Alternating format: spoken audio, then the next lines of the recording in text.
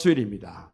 종려 주일이기 때문에 오늘 본문의 말씀, 특별히 24절 말씀을 중심으로 해서 남은 고난을 채우라, 이런 말씀의 제목을 통하여 함께 은혜 받는 시간을 갖겠습니다.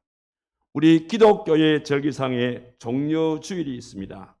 이 종려 주일이라는 것은 우리 예수님께서 우리를 위해서 십자가를 지시기 위해서 예루살렘에 입성하게 되어질 때에 사람들이 종려나무 가지를 꺾어서 호산나 하고 외치면서, 그러면서 예수님을 맞게 되어진 바로 그날입니다. 우리 이 날을 일컬어서 종려주일로 이렇게 지금까지 지켜왔고, 우리 예수님께서 종려주일 이렇게 예루살렘에 입성을 하는 동시에 이번 한 주간은 우리 인류의 모든 죄를 도말해 주시고, 그리고 구속사의 완성을 위해서 고난받게 되어진 한 주간은 고난주간이 되어집니다.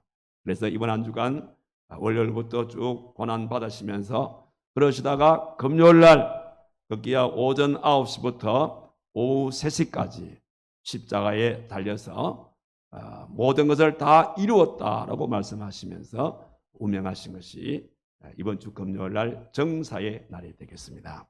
그래서 우리 교회는 정사의 날을 맞이해서도 밤 8시에 이 자리에서 정사 예배를 함께 드리도록 할 테니까 그때도 우리 모든 성도들이 다 동참해서 같은 은혜를 나누는 그런 귀한 시간이 되었으면 좋겠습니다.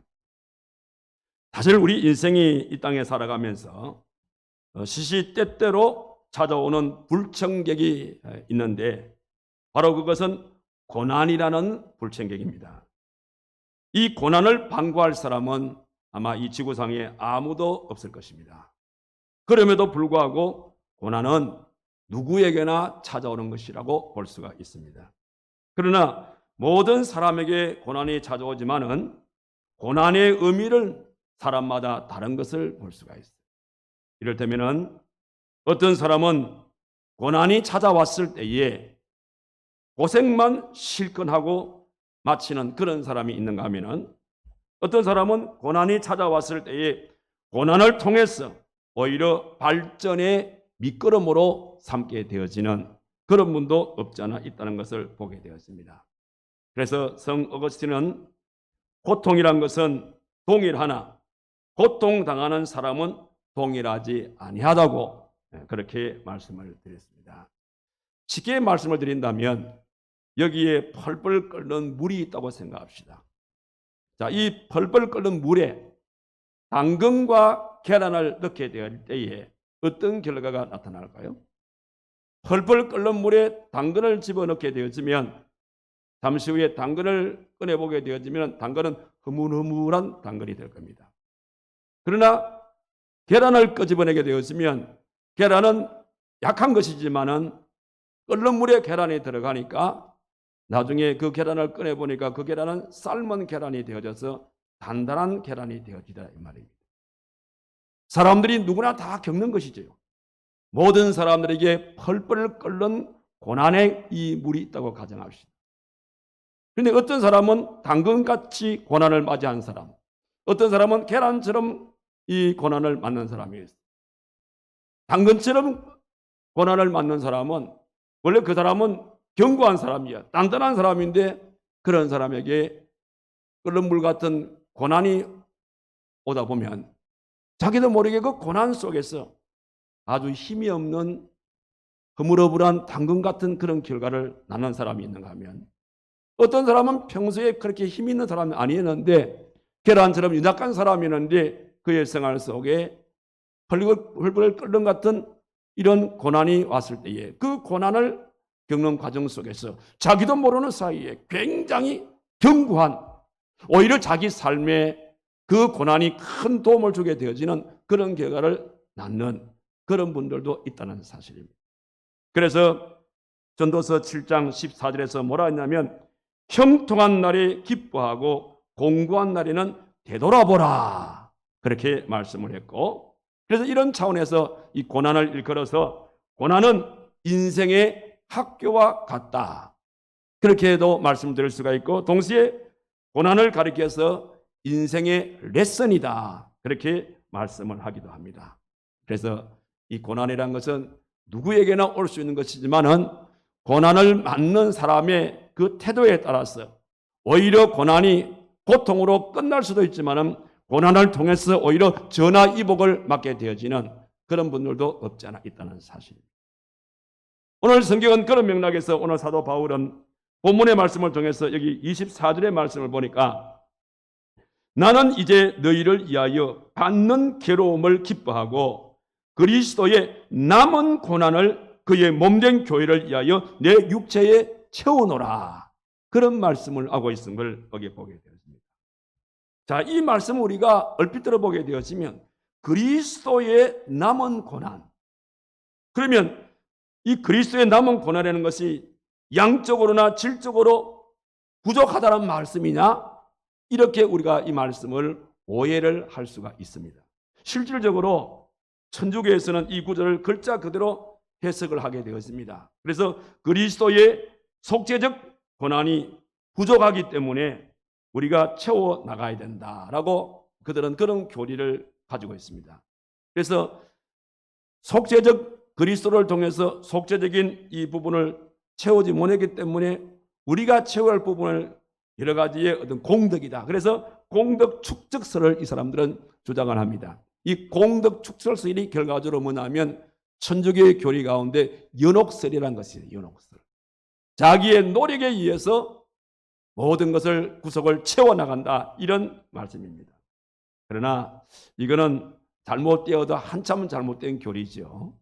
왜 그런가 하면 요한복음 19장 30절에 우리 주님께서 십자가 위에서 우리 7마디의 말씀을 우리가 가상칠언이라 그러죠. 그 가상칠언 말씀 가운데서 마지막 부분의 말씀 보게 되어지면 운명하시기 전에 우리 예수님께서 뭐라고 합니까? 다 이루었다.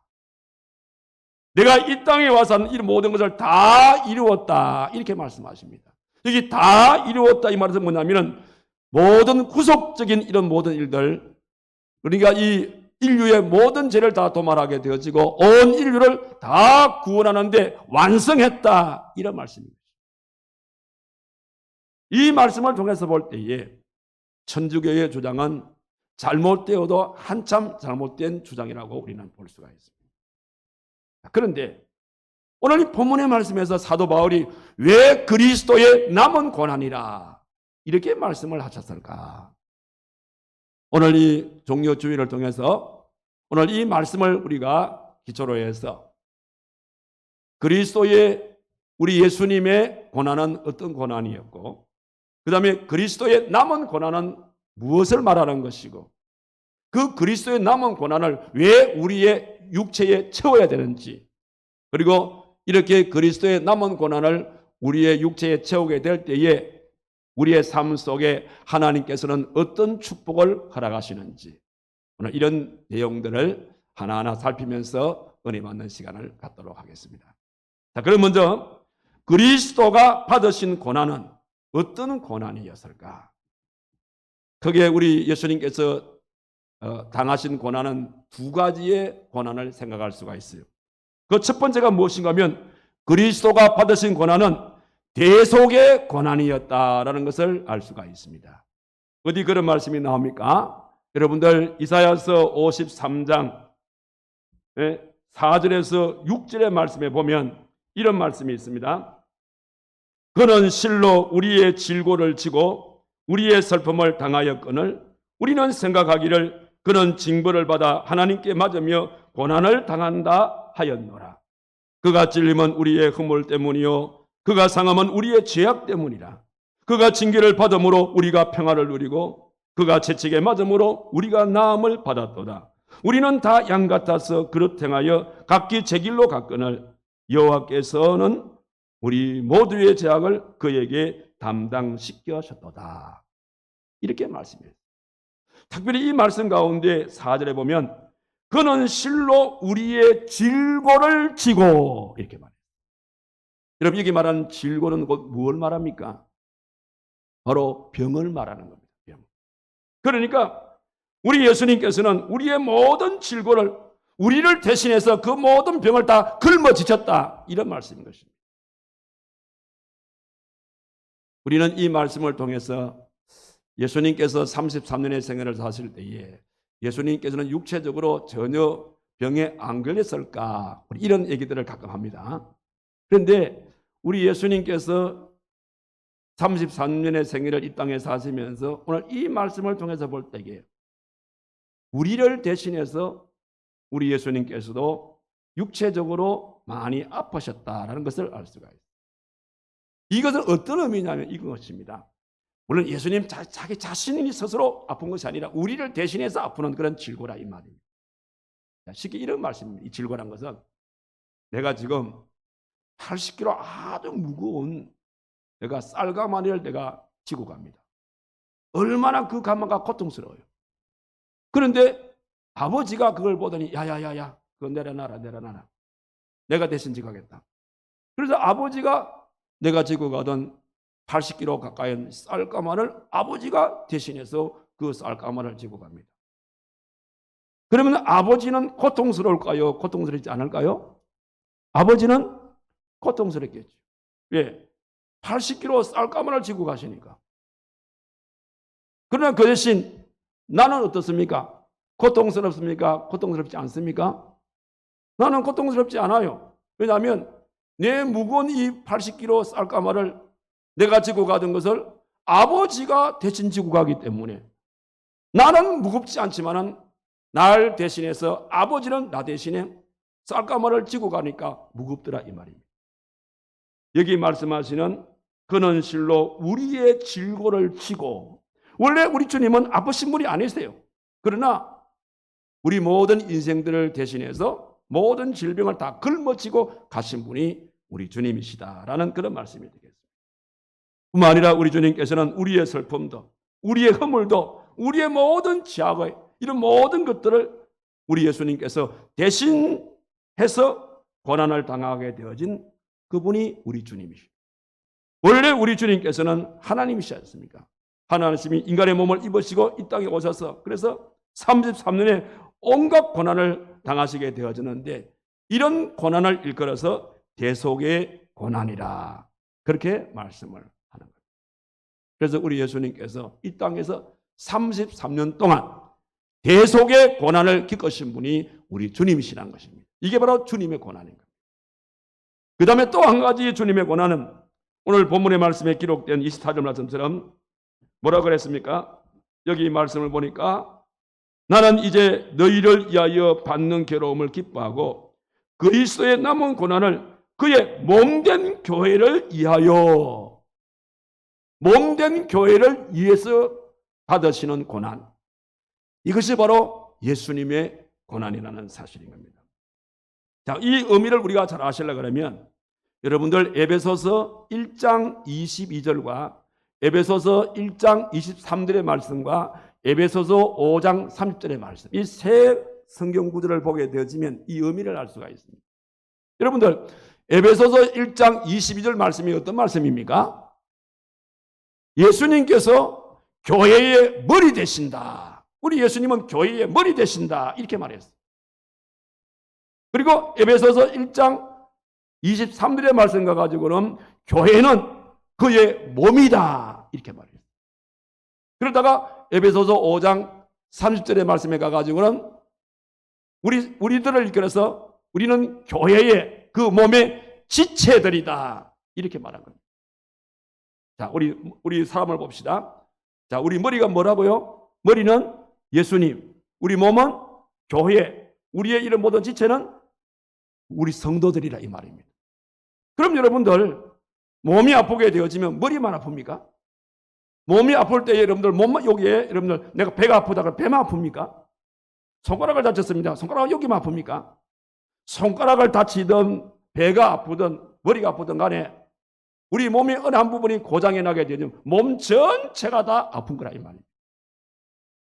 오늘 본문의 말씀에 그의 몸된 교회란 것은 바로 무엇을 말하냐면 예수님은 교회의 머리가 되고 교회는 예수님의 몸이 되어지고 성도는 예수님의 지체가 되지만 결국은 이 전체는 바로 주체는 바로 누구예요? 교회의 머리가 되시는 주님이시다 이런 말씀이에요. 이거는 분리할 수 없다는 사실입니다.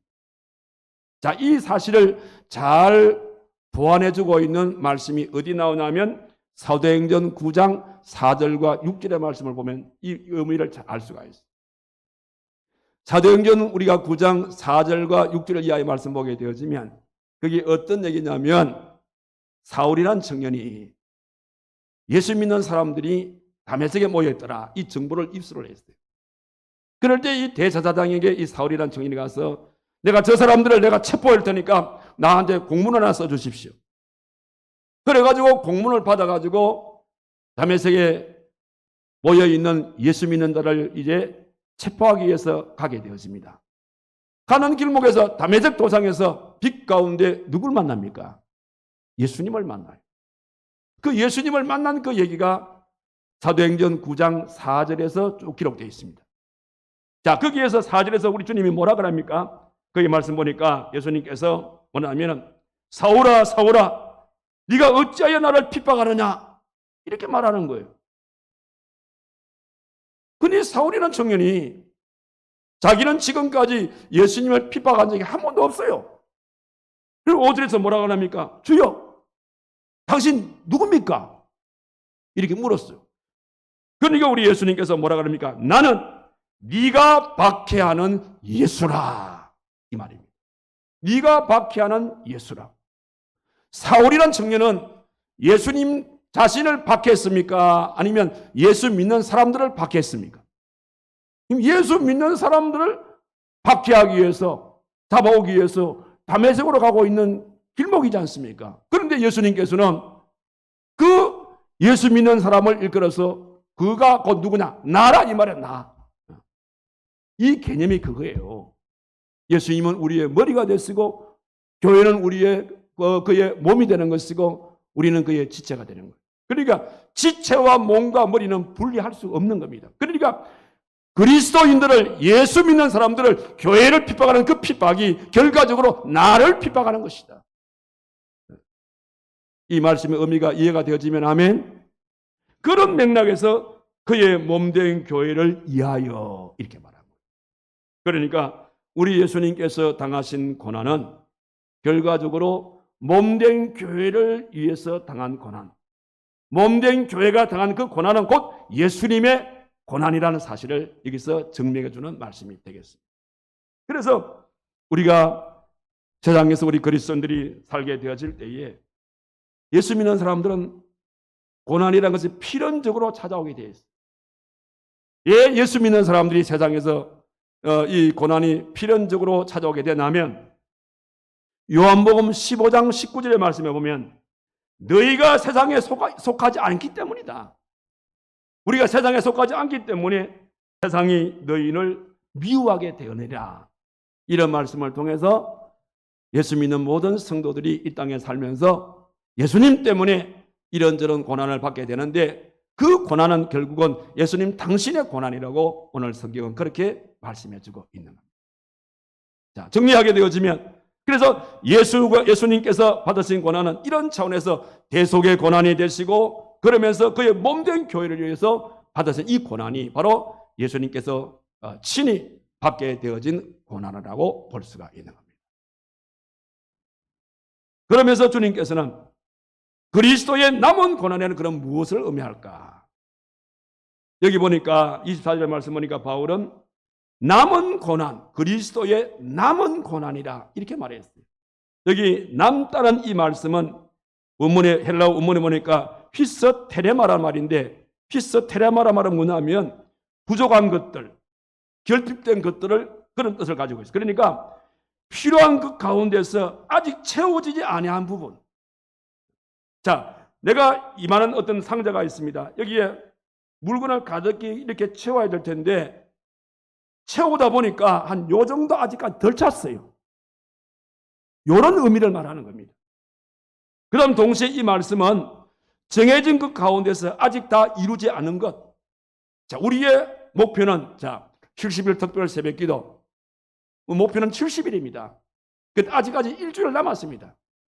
이런 경우를 이끌어서 남은 고난 이렇게 말하는 겁니다. 지금 사도 바울은 이 부분에 대해서 자기의 현재 처해 있는 자기의 입장을 놓고 이 부분을 잘 설명해 주고 있습니다. 여러분, 지금은 사도 바울이 이 골로새 교회 교인들에게 편지 쓰게 되어질 때에 지금 이때 이 바울은 어디서 이 편지를 쓰고 있습니까? 바로 사도 바울은 이 편지를 어디서 쓰고 있냐면 로마 감옥에서 쓰고 있는 거예요. 왜 우리가 그걸 알 수 있냐면 우리가 일반적으로 에베소서, 빌립보서, 골로새서를 우리는 옥중서신이라고 그래요. 옥중서신이라는 것은 뭡니까? 사도 바울이 로마의 옥중에 있을 때에, 감옥에 있을 때에 에베소 교회를 향해서, 빌립보 교회를 향해서, 골로새 교회를 향해서 편지의 글을 썼다 해서 그래서 옥중서신이라 이렇게 말합니다. 자, 현실을 볼 때에 지금 사도 바울은 예수님 때문에 지금 로마 옥에 갇혀 있습니다. 고난을 받고 있는 겁니다. 그러면 힘들어해야 됩니다. 그런데 바울은 그 로마의 옥중에 있으면서 뭐라 그러냐면 지금 이것이야말로 내 남은 고난, 예수님께서 정해놓은 가운데서 내 남은 고난에 내가 지금 그 내 남은 고난을 채우고 있는 그 순간이다. 그렇게 얘기를 하는 것이고 동시에 양적으로 아직도 요만큼 남아있다. 이런 의미의 말로서 이 얘기하는 겁니다. 자, 이 말씀 속에는 크게 두 가지의 사실을 우리가 증명할 수가 있는데 그 첫 번째는 뭐냐면 우리에게 정해진 그리스도의 고난이 있다는 것이다. 이 말입니다. 우리가 이 세상 속에서 그리스도인으로 살아가는 동안에 필연적으로 그리스도를 위해서 고난을 당할 뿐 아니라 그 양도 정해 놓았다는 사실인 겁니다. 이걸 이끌어서 그리스도께서 우리에게 맡겨놓은 고난이라 이렇게 말합니다. 우리는 그 사실을 사실상 잘 몰라요. 그러나 하나님 편에 볼 때에는 자 아무개 하면은 너가 이 땅에 살면서 이만큼의 고난을 하나님께서 우리에게 맡겨주신 거예요.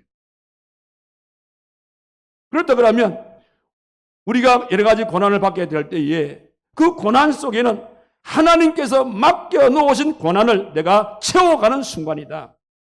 우리가 그렇게 생각하게 될 때에 그 고난이 결코 힘들지 않다는 겁니다. 하나님 편에 볼 때에는 우리에게 맡긴 고난을 채워가는 그 모습을 통해서 하나님은 기뻐하신다는 것이에요. 그러니까 우리가 하나님을 기쁘게 드리는 방법 가운데 하나는 뭐냐면 내게 맡겨주신 고난을 채워가는 과정을 통해서 하나님께서 우리의 모습을 보시면서 기뻐하신다는 거예요.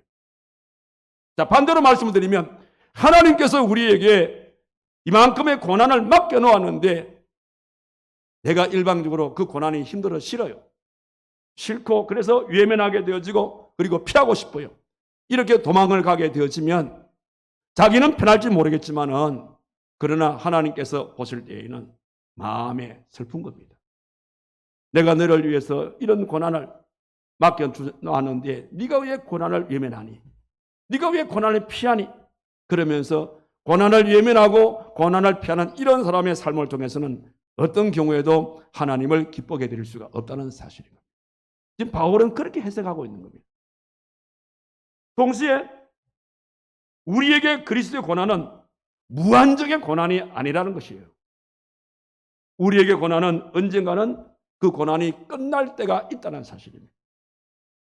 그래서 바울은 고린도전서 10장 13절에서 이 부분을 설명해 주고 있는데 그 말씀 보니까 사람이 감당할 시험 밖에는 너희가 당한 것이 없나니 오직 하나님은 미쁘사 너희가 감당하지 못할 시험 당할 쯤에 또한 피할 길을 내사 너희로 능히 감당하게 하시느니라. 그렇게 말씀을 했어요. 자, 이 말씀 뭐냐면 주님께서 우리에게 고난을 맡겨놨단 말입니다. 그런데 우리가 그 맡은 고난을 해가는 과정 속에서 이게 그 고난이 도가 넘치게 되어지는 겁니다. 주님께서 맡긴 고난이 양이 더 넘어나는 거예요. 이럴 때 어떻게 하시면 주님은 보고 계시는 게 아니라 이 말이에요. 그 간섭을 하신다는 겁니다. 그러면서 하신 말씀이 넘치 못하도록. 그래서 주님께서 너를 보고만 있지 아니하고 그 너가 당하고 있는 그 모든 고난을 이길 수 있는 힘을 그 순간 주님께서 우리에게 주시게 되어지고 그리고 그 고난은 한계를 벗어나지 못하도록 끝을 낼 수 있도록 그렇게 해주시는 것이 바로 바울이 깨닫게 되어진 내게 남겨놓은 고난이라 그렇게 설명해 주고 있다는 겁니다. 자, 이 말씀이 이해가 되어지면 아멘. 이 말씀의 원리가 굉장히 중요한 것이기 때문에 제가 이렇게 제가 여러 가지 예를 들면서 말씀을 드리는 겁니다. 여러분 이거 사실만 잘 깨달으면요, 우리가 살아가시면서 내가 주님 때문에 당하는 고난 그것 가지고 여러분들 슬퍼할 이유가 없습니다. 이것은 내게 맡겨놓은 고난인데 드디어 이 과정을 통해서 내 이 남아있는 이 양부분을 채워가시는 순간이구나. 내게 주어진 이 고난을 우리가 그렇게 보고 하나님 앞에 나가게 되어지면 하나님은 그 일을 감당할 수 있는 힘도 주실 뿐만 아니라 그 일을 바라보시는 하나님께서 그 일을 통하여서 우리를 기쁨으로 맞이해 주신다는 사실입니다. 여러분, 우리가 자주 부르는 우리 가스펠송 가운데서 내일일은 난 몰라요 이런 곡이 있죠. 내일일은 난 몰라요. 우리는 이 내일일은 난 몰라 이 곡을 이 우리나라의 이 안희승 여사께서 감옥에 있을 때 이 곡을 많이 부르다 보니까 우리는 이 곡을 안희승 여사가 쓰지 않았는가 이렇게 생각하시는데 사실은 이 안희승 여사가 이 곡을 쓴 게 아닙니다. 이 곡의 작사 작곡가는 누구냐면 바로 그 아이라 스탠필이라는 목사님이십니다. 아이라 스탠필이라는 목사님이신데 저분이 가스펠송을 약 400여 곡을 썼어요. 우리들이 부르는 가운데 이름들 아이라 스탠필 이 목사님이 쓴 곡들이 많은데 그 중에 대표성을 가진 것이 뭐냐면 내일일은 난 몰라요 이 곡입니다. 이 곡이 어떻게 쓰여졌냐면 원래 자기 부인도 이 복음성을 부르는 그런 이제 성악가였습니다. 젤마라는 분이신데 그런데 그 부인이 어떤 일로 말미암아 시험에 빠진 겁니다. 그 시험에 빠지게 됐는데 그게 가정적으로 문제가 되어지고 그게 격화되는 가운데에 결과적으로 그것 때문에 이혼을 하게 되었습니다. 그래서 이혼을 하면서 이 젤마라는 이 부인이 자녀 양육권을 다 빼앗아가 버립니다. 그러니까 졸지의 스탠필 목사님은 하루아침에 가정이 풍지박산 나버렸어요. 목회자의 심정으로서 얼마나 교인들에게도 창피스럽고 그리고 참 나절될 수 없는 그런 상황이지 않습니까? 목사 가정에서 이혼이 됐으니까요. 그래서 너무너무 괴로워서 이 스탠필 목사님이 하나님 앞에 무릎 꿇고 울부짖으면서 기도했어요. 기도하게 되어질 때에 하나님께서 스탠필 이 목사님을 크게 위로해 주십니다. 그러면서 그런 가운데 마음에 평안을 주시면서 그 평안을 통해서 그때 작시한 것이 뭐냐면 원래 이것은 뭐냐면 영어로 말하면 I know who hold tomorrow라는 곡이거든요. 이 I know hold tomorrow라는 말은 뭐냐면 내가 내일을 주관하는지 안다네. 내가 내일을 주관하는지 안다네. 이런 곡입니다. 이런 곡을 작시를 하고 이 곡을 부르면서 이 스탠필 이 목사님이 안정을 찾게 되어졌고 오늘날 이 곡은 어려움 가운데 고난 속에 있는 많은 분들이 이 곡을 통해서 마음의 위로가 되어졌던 그런 곡이고 저도 내일이란 난 몰라 이 곡을 통해서 참 힘들고 어려울 때에 이 곡을 통해서 마음의 그 위로가 되어지고 은혜가 된 그런 곡이기 때문에 제가 한번 이 곡을 한번 불러보도록 하겠습니다.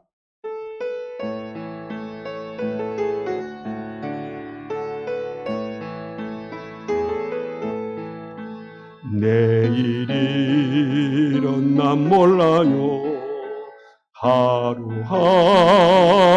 살아요 호랭이나 여행함도 내 뜻대로 못해요 험한 이 길 가고 가도 거쳐놓고 고네요 주님 예수 발레미사 내 손 잡아주소서 내일이란 난 몰라요 장래일도 몰라요 아버지여 날 붙드사 평탄한 길 주옵소서. 좁은 이 길 진리의 길 주님 가신 거의 길 힘이 떨고 어려워도 찬송하며 갑니다. 성령이여 검성을 항상 돌려주소서. 내 마음은 정했어요. 변치 않게 하소서. 내일이란 난 몰라요. 장래일도 몰라요. 아버지여 아버지여 조신 소명 이루소서. 3절 다 같이 합시다. 만왕의 왕 예수께서 세상에 오셔서 만 백성을 구속하니 참 구주가 되시네. 순교자의 본을 받아 나의 믿음 지키고 선교자의 신앙 따라 이 복음을 전하세. 볼과 같은 성령이여 내 맘에 항상 계셔. 천국 가는 그날까지 저여 지켜 주옵소서. 아멘. 스탠빌 목사님께서 가정이 풍지박산이 나게 되어지고 정말 힘들고 힘든 고난의 길을 걷고 있을 때에 하나님께서 이 스탠빌 목사님에게 이런 마음을 주시게 되어졌고 그 마음을 글로 옮긴 것이 이 곡이 되어졌습니다. 우리는 이 곡을 통해서 뭘 알 수 있냐면 우리가 여러 가지의 고난을 받게 있을 때에 고난 중에 우리만 고난 당하는 것이 아니라 그 고난 중에는 반드시 우리 주님께서 나와 함께 하고 있다는 사실을 믿으시기를 바랍니다. 그리고 그 고난이 아무리 힘든 고난이라 하더라도 우리 주님은 힘든 그 고난을 이길 수 있는 큰 힘을 주실 뿐만 아니라 이길 수 있도록 우리의 손을 붙들어 주시는 분이 우리 주님이라는 분이시고 우리가 겪게 될 모든 고난 나는 내일은 알지 못하지만 우리는 주님께서는 내일도 모든 이미 아시고 우리를 능히 이길 수 있는 그런 길로 인도하시는 그분이 우리 주님이시라는 것을 스탠빌 목사님은 이 곡을 통해서 신앙의 고백을 하고 있는 것을 보게 되었습니다. 그런 점으로 오늘 저와 여러분들 우리가 이 땅을 살아가면서 주님 때문에 남은 고난 속에서 여러 가지로 고통 속에 있다면 좌절하거나 그 일에 포기하지 마시고 오늘 이 말씀을 통해서 스탠빌 목사님의 그런 심정으로 내가 내일이란 내가 알지 못하지만 지금 이 순간도 주님은 나와 함께 해주시고 이 순간도 주님은 내 손을 붙들어 주시고 이 순간도 주님은 내일을 알지 못하는 내일의 고통일을 선한 길로 주님은 인도하고 계실 것이다 라는 것을 믿고 그 주님을 의지하면서 나의 고난, 나의 남은 고난을 달게 이겨갈 수 있는 여러분의 아름다운 삶 되기를 주님의 이름으로 축원합니다. 바울은 이 고백을 하면서 그게 끝나지 않고 그래서 내게 남은 고난을 이제 알았으니까 이제는 내게 남은 그 고난을 내 육체에 채우면서 나는 살겠노라 그렇게 고백하고 있습니다. 그러면서 사도 바울이 내 남은 고난이 무엇인가 내 육체에 채울 고난이 무엇인가를 오늘 여기 24절 이하의 말씀에서 계속적으로 언급해 주고 있는데 그 첫 번째는 무엇인가 하면 여기 24절의 말씀 보니까 그리스도의 남은 고난을 그의 몸된 교회를 위해서 내 육체에 채우는 그러니까 결과적으로 교회를 위한 고난을, 내가 교회를 위한 고난을 내 육체에 채우겠다. 그런 말씀이 되겠습니다. 여러분, 우리 예수님께서 말씀하시기를 교회는 나의 몸이라고 그랬어요. 교회는 나의 몸이다. 나는 너희들의 머리가 될 것이고 교회는 나의 몸일 것이고 우리 모든 성도들은 그의 지체가 된다 그래요.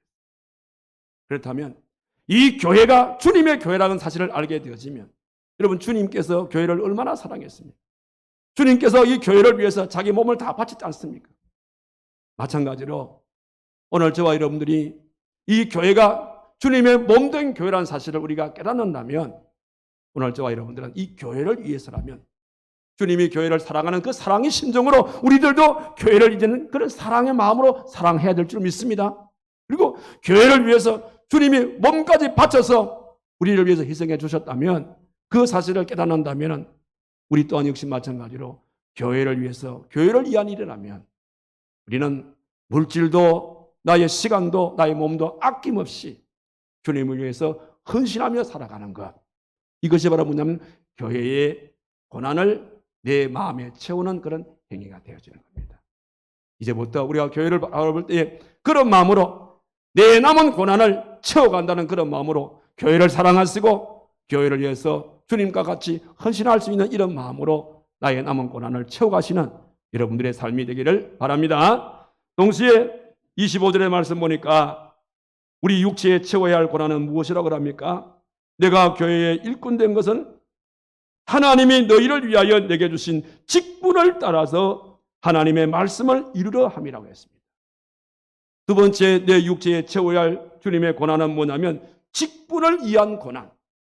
여러분, 교회의 직분이라는 것은 명예직이 아닙니다. 교회의 직분이라는 것은 계급직이 아닙니다.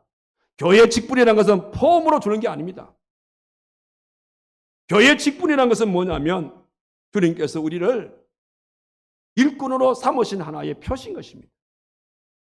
그래서 어떤 사람은 장로라는 일꾼, 어떤 사람은 권사라는 일꾼, 어떤 사람은 집사라는 일꾼, 어떤 사람은 찬양대원의 일꾼, 이런 여러 가지 일꾼 일을 다 맡겨주셨습니다.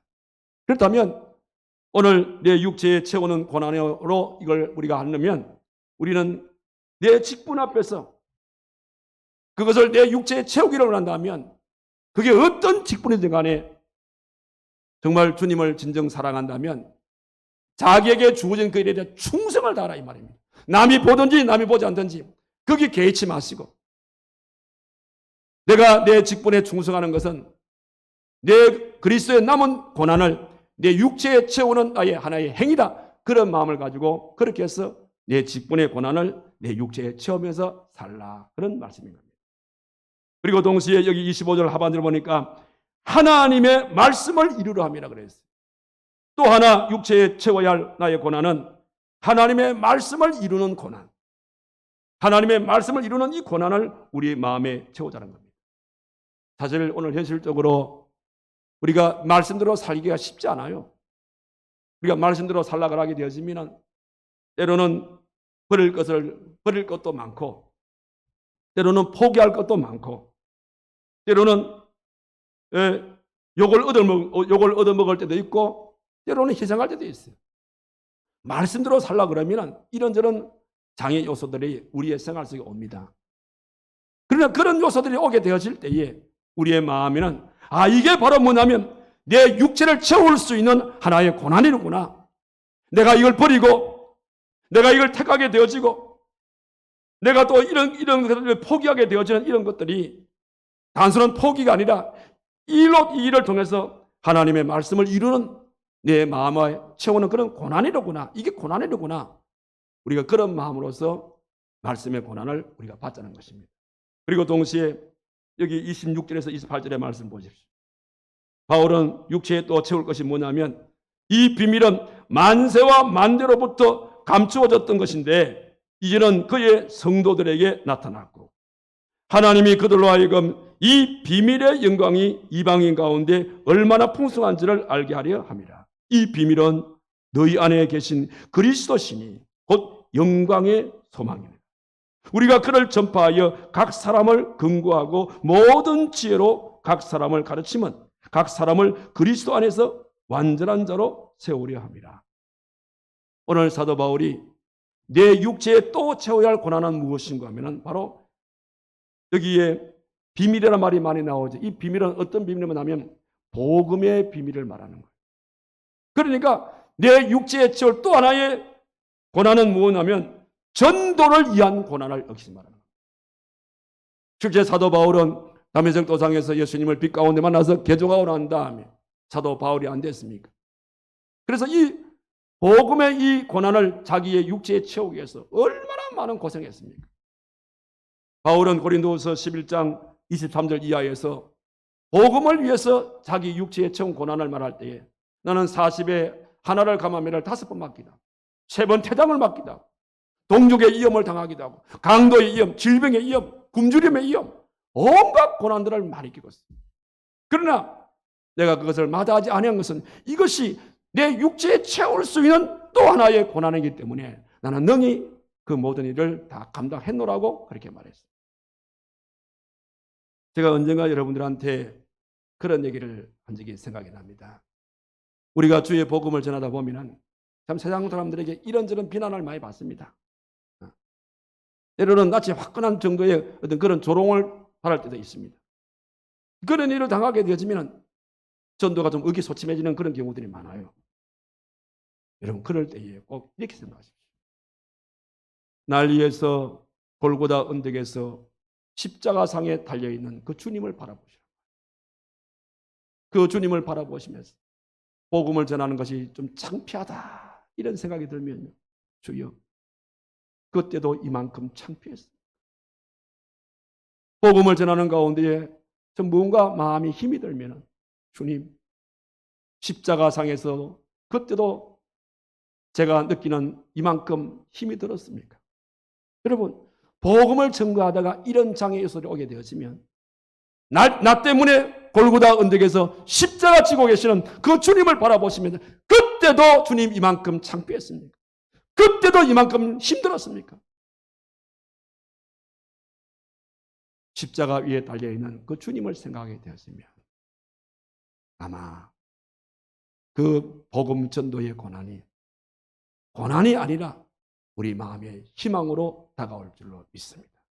오늘 바울이 육체의 남은 고난을 그리스도의 남은 고난을 내 육체에 채운다는 이 말씀입니다. 그런 맥락에서 이런 전도의 고난을 내 마음에 채운다. 그러면 그리고 마지막 하나는 무엇인가 하면 29절의 말씀 보니까 이를 위하여 나도 내 속에서 능력으로 역사하시는 이의 역사를 따라 힘을 다하여 수고하노라. 이게 능력이라는 말이 나오죠.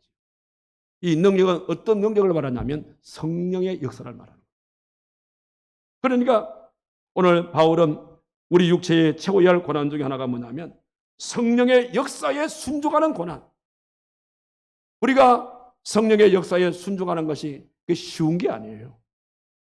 그러나 우리가 그때마다 이 말씀을 기억하고 그래서 내가 성령의 역사에 내가 순종하는 것은 이 과정이 결과적으로 내 육체에 주의 고난을 채우는 것이다. 이런 마음을 가지고 나가게 되어질 때에 우리는 바울처럼 그렇게 내 육체의 주의 고난을 채워갈 수가 있다는 겁니다. 이렇게 우리가 그리스도의 남은 고난을 내 육체에 채우며 살게 되어질 때에 여기서 끝나느냐? 끝나지 않습니다. 오늘 우리 하나님께서 마지막으로 이렇게 우리에게 남은 고난을 내 육체에 채우며 살게 되는 그런 성도들에게는 거기서 끝나지 아니하고 내가 너에게 이런 복을 주겠노라. 그렇게 말씀하시는데 우리 이런 그리스도의 남은 고난을 내 육체에 채우는 자에게 어떤 복을 주시는지 우리 함께 같이 말씀을 저를 따라 하시면서 오늘 말씀을 마치도록 하겠습니다. 자, 이런 과정 속에서 그리스도의 남은 고난을 내 육체에 채우고 살아가는 자에게 어떤 복을 주시냐면 따라합시다. 부요의 축복, 건강의 축복, 평화의 축복, 은혜의 보좌에 나가는 축복. 할렐루야. 이렇게 그리스도의 남은 고난을 내 육체에 채우게 되어지면 거기 끝나지 아니하고 우리 하나님께서는 이런 자에게 부요의 축복, 건강의 축복, 그 다음에 평안의 축복, 그리고 하나님의 은혜의 보좌에 나가는 이런 아름다운 축복을 바로 그런 자에게 하나님께서 주시겠다. 그렇게 말씀을 하신 겁니다. 그런 점으로 오늘 저와 여러분들 오늘 종료주일을 맞이해서 이번 한 주간 고난주간이 이제 진행될 것인데 이번 한 주간 오늘 특별히 주신 이 말씀을 우리 마음에 새기면서 나는 우리 주님께서 내게 남긴 이 고난을 내 육체에 채우면서 내가 주의 길을 따르겠노라. 그런 각오를 가지고 한 주간 보내시고 그런 가운데 오늘 주시는 축복, 방금 말씀드린 부요의 축복, 건강의 축복, 그 다음에 무슨 축복을 했어요? 평안의 축복, 그 다음에 은혜의 자리에 나가는 이런 복을 우리의 남은 생에 마음껏 받아 누리면서 살아가시는 저와 여러분 되기를 주님의 이름으로 축원합니다. 기도합시다. 자비로우신 살아계신 하나님 아버지, 오늘 종료주일을 맞이해서 오늘 우리의 남은 그리스도의 남은 이 십자가의 고난을 지고 주의 길을 따를 것을 말씀하신 것 오늘 저들이 살펴보았습니다.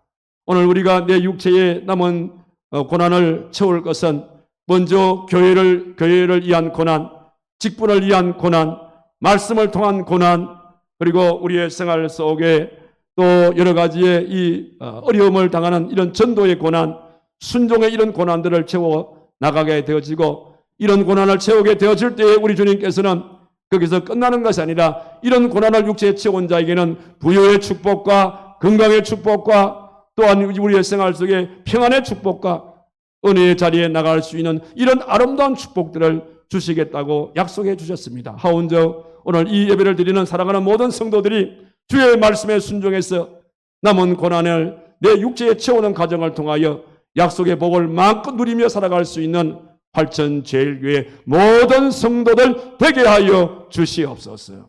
예수님의 이름으로 기도하옵나이다. 아멘. 주신 말씀